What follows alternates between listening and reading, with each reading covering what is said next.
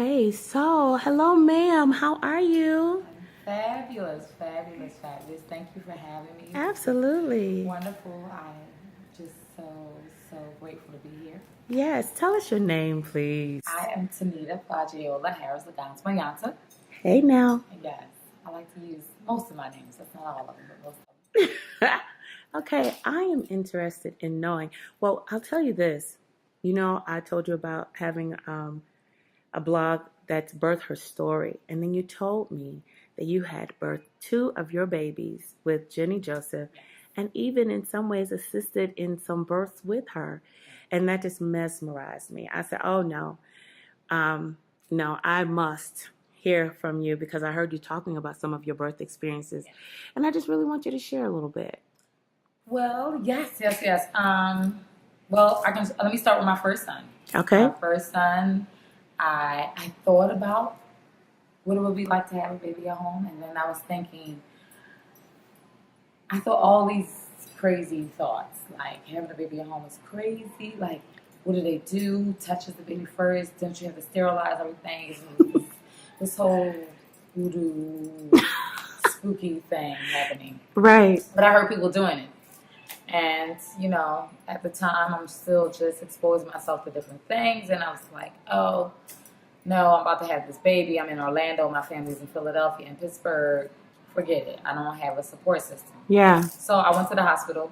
It was a nice little plush hospital, Celebration Hospital down there by Disney, in Orlando, Florida, and actually Kissimmee. And it was a decent experience as far as like hospitals go. As great as you can get at a hospital, with all of your conditioning and misconceptions about childbirth. Yeah. You're thinking, I need a clean, comfortable place that's going to have all these amenities for me. Yeah. And that's what Celebration had. It had all these amenities. And I didn't really know much about having a birth plan.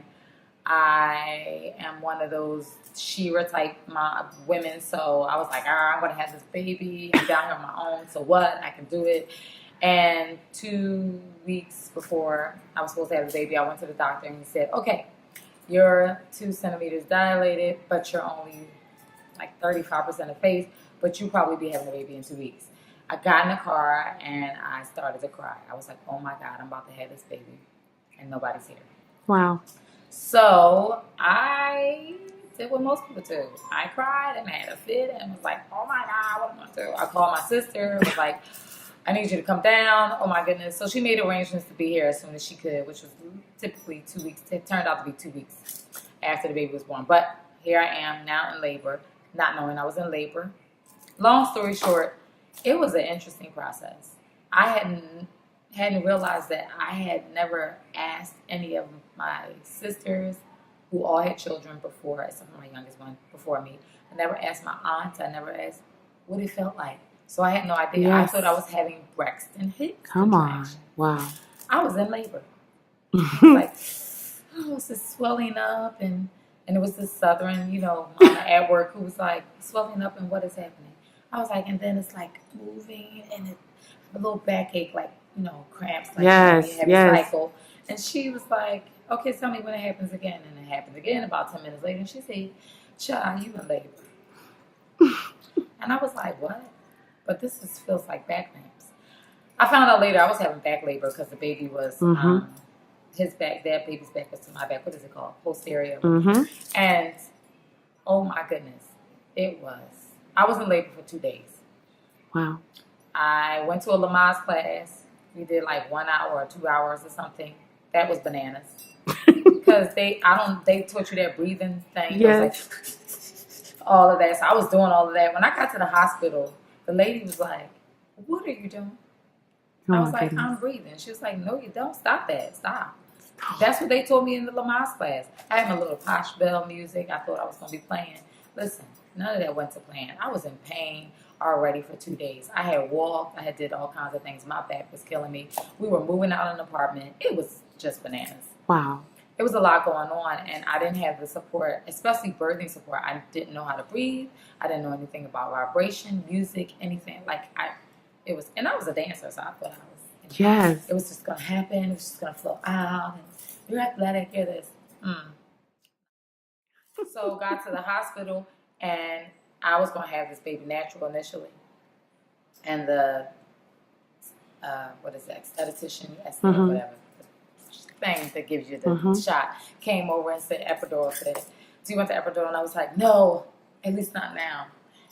And then I thought about that thing, and I was like, I've been in pain for 2 days. If I'm going to get this thing, I might as well get this thing now. So I called the man back and said, come on, let's go. And he put me on that table, folded me up. My husband was holding me, and then he went to go faint. Oh my! He took that big needle. They pulled that big needle out that was like this big, and put that thing in my back. Now, I just want you to know, I got relief right away. I was feeling good. In fact, I asked the doctor, do you want me to endorse this for you? Because this is wonderful. Oh my goodness. I was so happy that I was out of pain that I didn't realize what was happening to my body. So, out of pain, and then the baby's moving down. I have no idea because I'm just floating around. Now you can't walk. So my little time, I'm already been in labor for 2 days, for a day and a half now. It's just going by. I'm not really moving anywhere. So then they like, we got to give you some Pitocin because your baby's not moving. Well, no crap. The baby's not moving because I'm not standing up. There's no gravity happening. Anyway, long story short, I ended up getting Pitocin and then another shot of epidural right before the baby come. When I was pushing, couldn't push the baby out. The cord was wrapped around the baby's neck. I'm pushing out. They couldn't unravel it. It was just chaos. This thing is on my stomach making all this noise. There's fluorescent lights. Even with the candles, it was just a lot going on. Then my nurse left me. The one I had fallen in love with, had been with all that time, was like, I got to go off duty. What? I grabbed her hand and was like, what do you mean? Where are you going? I have to go, but this one's going to be here. And she was not the one. It was just a mess. I can hear them saying that the baby's not breathing because now I'm trying to push the baby down. The cord is stuck around the baby's neck. The baby can't push down without the cord squeezing the neck. They're like, we need to get a pulse. We can't get a pulse on the baby. I'm looking at my husband like, I done went through all of this and now I ain't going to have a lot. Baby is not going to be living. What is going on? They cut the cord, didn't even ask my husband. Pulled the baby out. I ain't get to touch my baby. The baby is crossing him. I'm reaching like this. Looking at my husband like, I hope the baby is alive. Trying to figure out what's going on. It was just something else. It was a lot going on. Yeah. The best part about it was afterwards they let me stay 2 days because this was the Frou-Frou hospital, and I was like, not ready to go home because now my stomach uterus is moving around all kinds of places that I didn't know it could do. And it was just something else. It really was. It was hard. And I got home, and I was like, I never want to have to do that again. So when I got pregnant again, I had already found out about Jennie Joseph. Now I had been exposed to some other women, and I was like, well, you had the baby home, what did you do? I got to ask all my questions. And I went to Jennie Joseph. My husband was totally against it. He was like, this is insane. My wife has lost her mind. Why are we not going to the hospital? But when I really started to think about it, I was thinking, having a baby is the only well thing that happens at a hospital. Yeah. So why should I have my baby at this place where sickness is going on? Like I said, my husband was just, no. And I had did my homework. I read up on Jennie Joseph, and I was like, wow, she's awesome. She's going to deliver my baby. And she delivered the babies of the other mothers, African mothers that I knew. Mm-hmm. They loved her. They just couldn't stop singing her praises. Wow. I still had not really known the powerhouse that I was going to be dealing with. But I went to, she always has a meetup where she meets with the husband and the wife and partners or whatever and the couple. And we talked, and my husband went on and on about all his reservations, and I just was looking at him. And she listened, and she said, okay. And I was like, I don't really have any reservations like that. I'm just, need to know what needs to happen. She gave me a list in a little packet, and basically, I think from what my husband was going off of, she was like, this couple isn't ready because he's not ready, so she's not going to have the support, so we're not doing this. We're not doing this on purpose. But like a month later, I called Jennie Joseph, and I was like, so what else do we need to do moving forward? Like, what do I need to do as far as payments? And she was like, oh, I didn't think we were going to go with this. I said, I'm going with you. I am having this baby with you. And she said, oh, okay. I said, my husband will get on board. If he doesn't, it's okay. I was determined. I had not even gone to see. I went to the doctors one time just for them to, do their little, I already knew I was pregnant. I think I was like 6 months, and they were like, why haven't you been in yet? And so that really sealed the deal for me. Why haven't you been in yet? And listen, you don't talk to me like that now. So I had already decided what I was going to do. I started preparing. I started getting all the things on my list, getting my house together, getting ready for my birth at my home birth. My husband, I saw a part of him. He was willing to bribe me. He was trying to resort to bribery because he knew I liked all kinds of nice African things. I had been to Africa, and we had gone to the store. He was like, I will buy everything in the store that you want. If you just had this baby in the hospital, why are you doing this? Just had it. I mean, he just acted cool. So I looked at him. I couldn't believe it. I said, are you bribing me? I couldn't believe it. And I said, you need to calm down. I had already made up my mind. There was no compromising here, and I wasn't at that, points in your relationship, you learn to move and shake, and I wasn't there yet. I was having this baby with Jennie Joseph. And got everything ready, prepared, and I knew the night before, I said, oh, I'm going to have a baby tomorrow. Because that second one. Yeah. You feel it. And I was like, okay. Got up in the morning, had already had a few contractions. They were about 10 minutes apart, 15 minutes apart. Called Jennie in the morning. And, she has her accent. All right, love. I said, I think we're going to have a baby today. She said, okay. She came over, checked me. She said, we're going to have a baby today. I said, I knew it. Got ready. It was amazing. So it was just the experience that I wanted, plus so much more.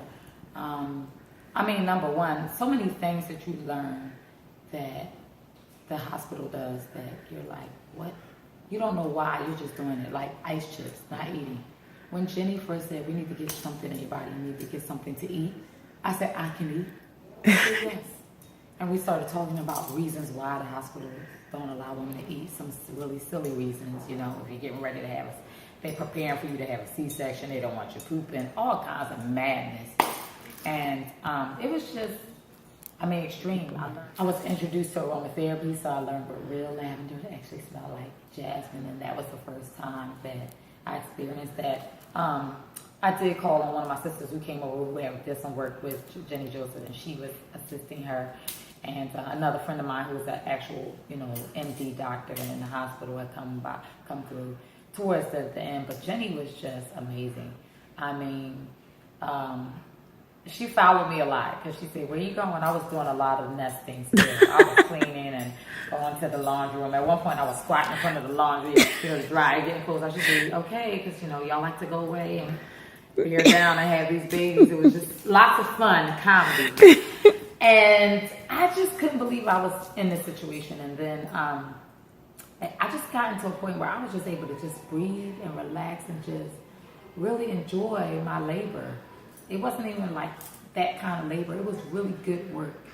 Working my baby down and just really feel what it felt like to really use that contraction to work the baby down. So much so that Jennie was like, hold on, we got to stir this back up. But instead of Pitocin, we worked some sage, and I was back moving again. Wow. And then it was intense because now again I had back labor. But this time, instead of an epidural, instead of all of that, which mind you, that epidural, I still felt that 3 years later. This time we got in the tub. And I got in the tub, and it just, at one point I had this really hard contraction. It was like, and I looked at Jennie like you gotta help me through this, you gotta, And she said, do you want to try turning the baby around? I said, you can do that. And she said, yeah, we can try. Listen, let's go.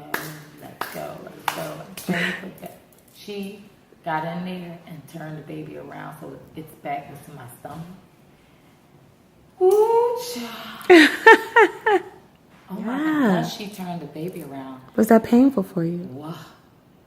That wasn't painful. She did it with such care. I didn't tear. she worked her magic. She used some olive oil and stuff. She did some straight black girl magic. I mean, that wasn't painful, but the best part was what I felt afterwards. I had a contraction afterwards, and when I felt that, I said to her, "Is this what everybody else that doesn't have back labor gets?" She said, "Yeah." Wow. I tripped. I was like, this is what? I was like, this is not fair. I was a mess for a minute. I was like, are you serious? But the fact that she actually tried it, she did something. Yes. Just turned the baby around, and same thing when the cord was wrapped around a little bit as I was pushing out, she just unraveled the cord. It was just simple, just unravel the cord. And, I got to that point where it was time to push, and, I came down more off the bed into a stoop. I came out of the water. And it was just such a delightful experience. And when she is just, I can't sing her praises enough. She doesn't even want to have first contact with the baby. She's like, I'm just here to guide this process. Dang, that Jennie Joseph, as soon as that baby comes out, it's like, right on you. I'm like, now mind you, the other experience I had, they just took the baby away. Yeah. I done pushed the baby out. I'm thinking she gonna do some vibe or something. It was like boom, boom.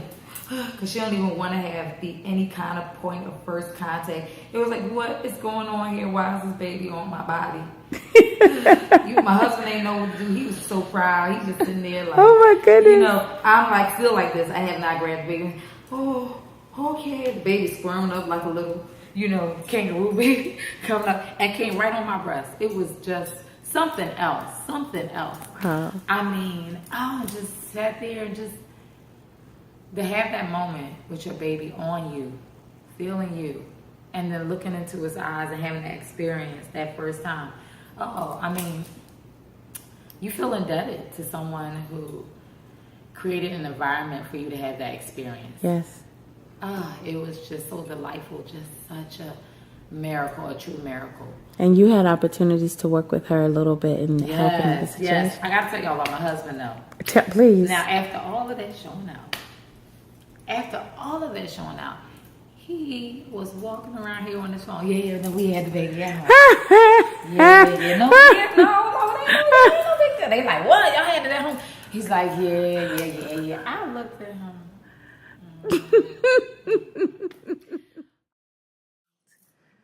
Talk to me about, you talked about your births, and then you were telling me the opportunities that you had with others and what you learned. Tell me a little bit about that, more about that. My girlfriend, who's the MD, who was there, she decided she was pregnant, and she decided to have her baby at home, and Jennie gave birth to her baby. Awesome. Helped deliver her baby as well. And a lot of friends after that, so forth and so on, who saw that I had the experience and I got to be there at their birth.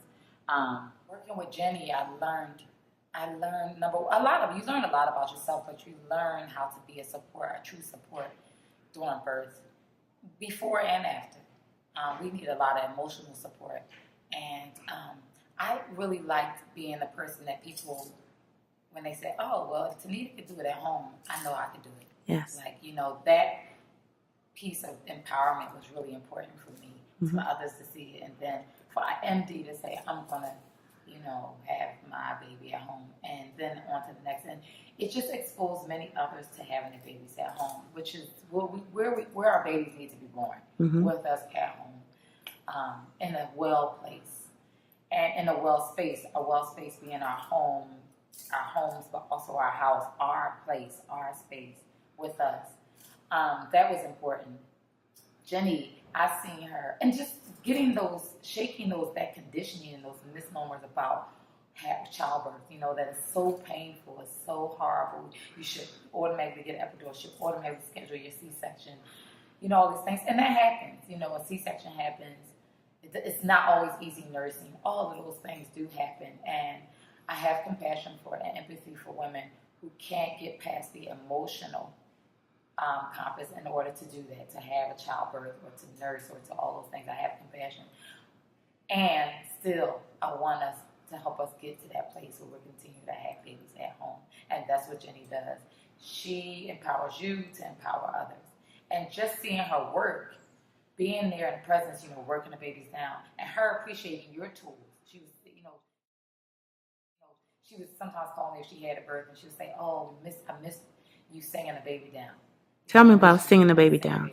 Those voices, using that voice, that those old hums, that moaning, that kind of just allowing it. It's something about that voice, the music of the voice, the vibration of the voice that soothes the mom and also supports her in a way that nothing else can. So hearing that, with the trickle of the waters, and then getting to that space where also, so we would have aromatherapy, but Jennie liked the way I brought music and vibration too, because what I learned was that the low humming vibrations are bringing the child down instead of that crazy Lamaze madness, all of that nonsense. Just really just using the vibration, your own low tone, push the baby down. And we would sing, while the mamas was pushing down, Yahoo, Ya na na, Yahoo, Ya na na. Using our voices and the vibration of our voices to move. I also learned about, just using the oils, and sometimes the song's like, okay, we passed the song. We passed, that spot, that space where you pass the song, you pass the music. It's like, get that. Lavender, if we pass, we beyond that. It's, in those points, when you put the lavender in front, they're like, You're like, okay, we about to have a baby. Yes. Like, it's that time, really knowing what time it is. Yes. That was the best part about childbirth. But I've seen Jennie do some amazing, I'm talking about people pushing past the cervix, as the cervix ain't opened up. Wow. And saying, no, I'm going to push. No, we're not ready yet. I'm pushing anyway. And her moving the cervix out of the way and pushing the baby through. Stuff that you in the hospital, or maybe like, just put her, just go on and take it to your baby. Reach, turn the baby around. Baby, turn that baby around. I've seen her, come on, put your leg up here. Put your leg up. She don't say it like that. She don't have a son. She put your leg up here. She's English, so she said, she put your leg up. Put your leg up here. Put your leg up here and push that baby out. Whatever way it's going to work for that mama, she finds that way. And that was empowering, just to see how strong that mama is and how strong, together, we do together when women gather. What happens when women gather? And tell me about when women gather. The gathering part is important. Yeah. Well, us coming together for anything. For healing, for alignment, for balance. When the women gather, it is automatic magic. Yes. It's automatic magic. It's just a soul stirring. You have all these wombs in one space, all these experiences, all these sounds, all these vibrations coming together. And, even we just talking, just chatting it up, girl, our bodies are dancing and moving and making music together. And we are literally healing each other with our laughter, with our voices, with our song, with our hugs, with our girl. That is important stuff. And somehow somebody said women shouldn't do this, women shouldn't do that. When women get together, it's a bad thing. It ain't so. It just ain't so, and it ain't gotta be so. So I think the gathering of women is really important, more and more important. And even our young ones are getting it. Even our sexy young ones, our Beyoncés and Rihannas are getting that when the women gather, there is strength in the women gathering, especially women of color. When we get together, baby, it's something magical. Yes. Yeah, and so I am a proponent of the women gathering. Whatever it is, childbirth, moving, singing, dancing, talking, shopping, from the church to the mosque to the bimbe to the ajase to the all of that, the celebration, whatever it is, we should do it together. And if you're feeling alone, if you're feeling unempowered, just like those moms felt in birth, when you're feeling alone, when I felt alone, what did I do? I called my mom, I called my sister and my mom. And when they came, I felt supported. And that's what every woman needs. Everyone wants, we need we need it. We may not know we need it. We may not know we want it, but we do. And when we get it, it's powerful. It's important. It's healing. It's aligning. It's balancing. It's all of that. It's just magic. I appreciate you so much. I want everybody to know who you are. The first time I ever heard someone say that movement, dance is medicine was from you. And so I'm excited to share who you are with everybody I know. Me? Little old me. Yeah. Well, I call myself a self-proclaimed movement meditation specialist. Come on now. I just add it all those titles. But really, how to heal yourself. I really help people, women in particular, figure out how to move to heal, align, and balance themselves. How to get back in touch with movement, with dance. How movement can we move when we talk. We move our hands. We dance when we talk. We dance when we walk.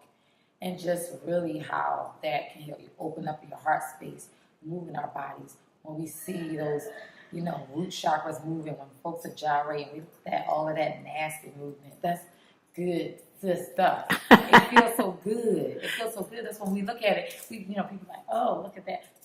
But you're really envious because you know that kind of feels so good. Yeah. And so really tapping into how can we get back all indigenous cultures, youth movement. Yes. Everybody dance, from the littlest to the oldest. We had a dancing clan where, you're the masters of it, but you had the cooking clan, you had the storyteller, the griot clan, you had the drum clan, you had the sewing clan, who were back. That didn't mean everybody can sew. That just meant they were the ones to keep us right. Secrets. We just the dancing clan. Keepers of the secrets. Yes. Baby. But everybody danced. And we still do that. When the little baby dance was like, hey. Yes. And when the old one dance, we were like, yes. Hey. We get excited.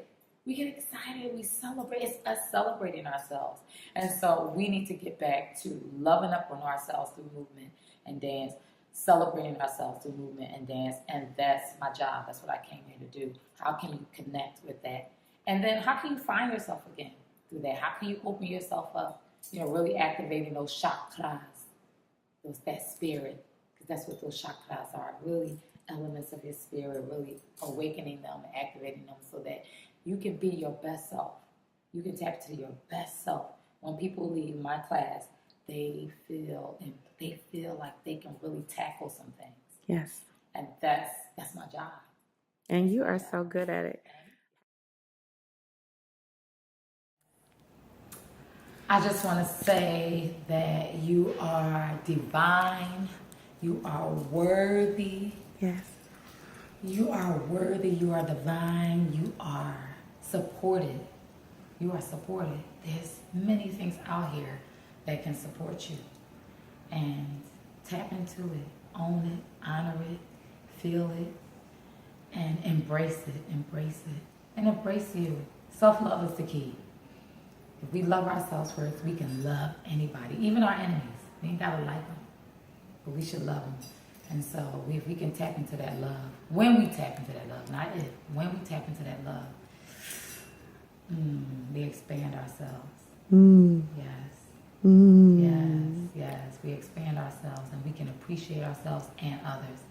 There was never, ever anybody like you before you got here, and there'll never ever be anybody like you when you leave. So you don't have to worry about anything. Just trust yourself. Thank you.